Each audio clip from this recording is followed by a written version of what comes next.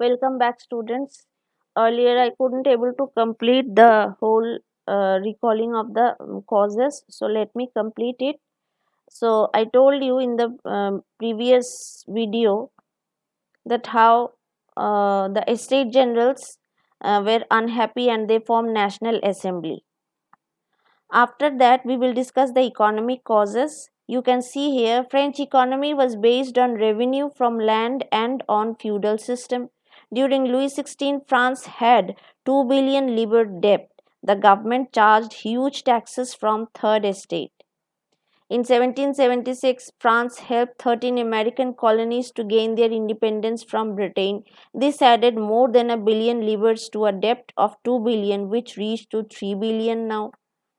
So lenders who gave the state credit now began to charge 10% of interest on loans. The French government spent on 43% of its budget on interest payments alone. Now we are going to discuss about the subsistence crisis. It is also an economic cause as well as social cause. The population of France rose from about 23 million in 1715 to 28 million in 1789. This led to a rapid increase in the demand for food grains. Production of grains could not keep pace with the demand. This led to inflation. Things became worse when drought or hail reduced the harvest. This is nothing but subsistence crisis. So in this way, the as National Assembly, in the meantime, when subsistence crisis also took place, National Assembly took oath in the tennis court that they will not disperse until they form the Constitution of France, which will limit the power of the monarch. Tennis court oath. They met at a nearby indoor tennis court and they swore never to separate until they created a constitution. There was a great fear that there will be a peasant revolt. Rumors that the king and the nobles were sending their military to attack peasants, pillage their land, and put down the revolt.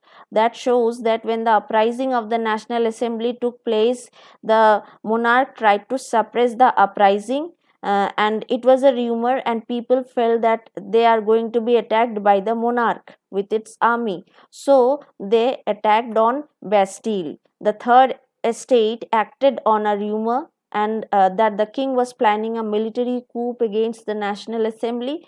Thus, the third estate attacked the Bastille because it has gunpowder and weapons they needed to fight the revolution. Thus, storming of Bastille took place on July 14, 1789. 18 died, 73 wounded, 7 guards killed. It held 7 prisoners, 5 ordinary criminals, and 2 madmen. Bread riots in the village areas, countryside. People were hungry. The country was broke. Marie Antoinette said, "Let them eat cake." Now, she was not knowing that people can't afford to buy a cake. They even can't afford to buy a bread. How can they afford to get the cake? And she was from a luxurious family. She was never bothered with the people's problems. And you can see here the age of enlightenment, the philosophers. Now we are going to discuss Voltaire, Rousseau, John Locke.